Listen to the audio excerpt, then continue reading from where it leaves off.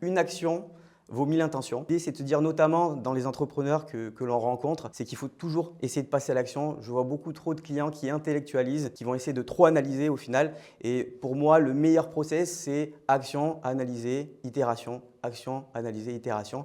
Et donc, passer à l'action, quoi.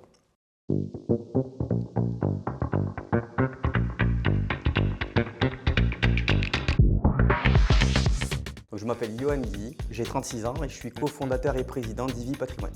Alors j'ai un master en gestion de patrimoine et immobilier. À la suite de ça, j'ai exercé pendant 7 ans le métier de gestionnaire de patrimoine dans un gros cabinet parisien. Et en 2022, j'ai fondé le cabinet avec mon associé historique qui est Vincent Béguin, expert comptable. Je suis Titouan Ledevin, j'ai 35 ans et je suis directeur général associé chez Ivy Patrimoine. Je suis diplômé d'un Master 2 conseil en gestion de patrimoine de l'IAE Gustave Eiffel et j'ai fait mes armes durant 7 années à l'Union financière de France, qui est une banque spécialisée dans la gestion de patrimoine, pour rejoindre ensuite un cabinet indépendant, un des plus gros sur la place parisienne. Et après, j'ai décidé de m'associer avec Yohan et Vincent chez Ivy Patrimoine. Alors, c'est un cabinet en gestion de patrimoine qui s'occupe principalement des chefs d'entreprise, profession libérale, artistes, et c'est une gestion du patrimoine professionnel et privé, optimisation de la fiscalité et également sélection des placements financiers pour nos clients. La complémentarité entre le métier d'expert comptable et de conseiller en gestion de patrimoine, l'avantage c'est que nous sommes dans les mêmes locaux et donc ça permet vraiment de fluidifier les échanges, ce qui bénéficie au final à nos clients. Je dirais que c'est vraiment la sélection de l'offre qu'on décide de mettre en place parce que du coup on va pouvoir la porter vraiment avec conviction et ce qui permet de répondre au mieux aux besoins de nos clients. Alors je pense que le premier conseil, ça serait d'être patient et de savoir s'entourer. Je pense que c'est très compliqué d'entreprendre tout seul aujourd'hui et qu'il faut rechercher la complémentarité. Ensemble on va forcément plus loin. Voilà, donc ça serait le premier conseil que je donnerais.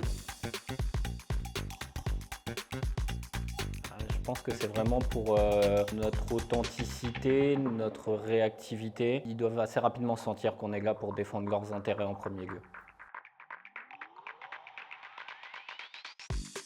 Alors, il y a quelques années de ça, le critère environnemental, sociétal était un sujet plutôt marketing.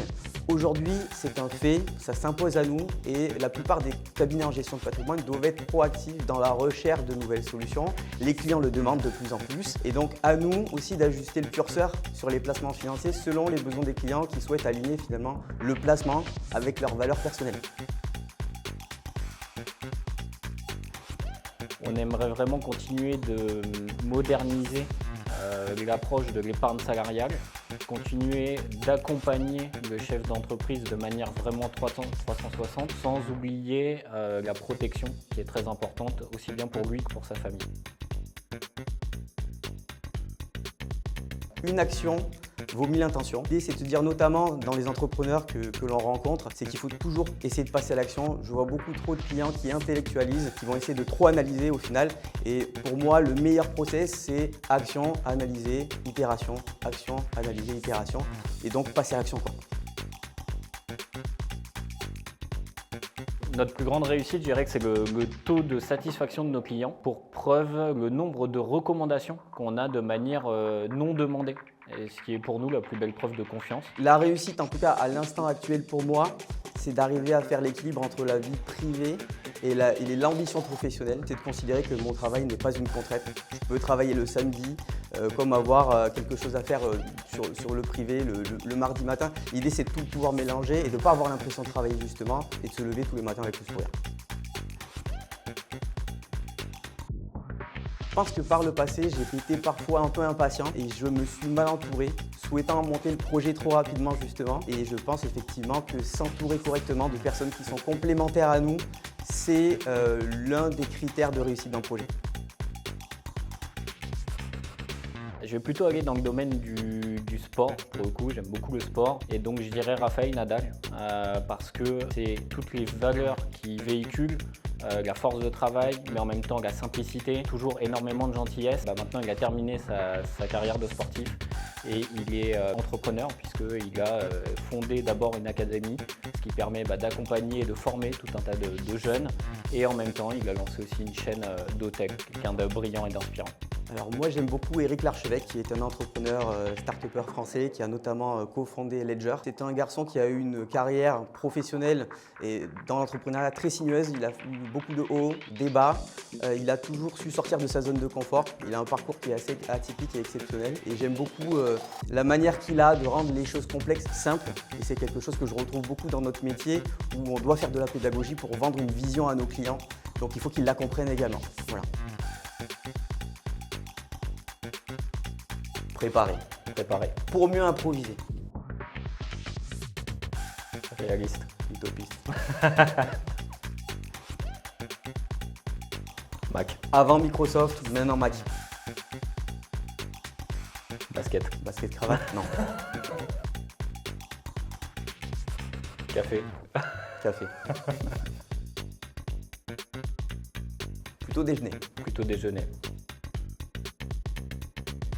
Travailler tard. Quand il y a besoin. Investir. Investir. N'importe quand. N'importe quand même. Plutôt sous les projecteurs. J'irais plutôt dans l'ombre pour moi. Bon, rangé. Bureau rangé. On apprend en tout cas. Un acte tutoiement rapide quand même. Tutoiement. C'est surtout toi.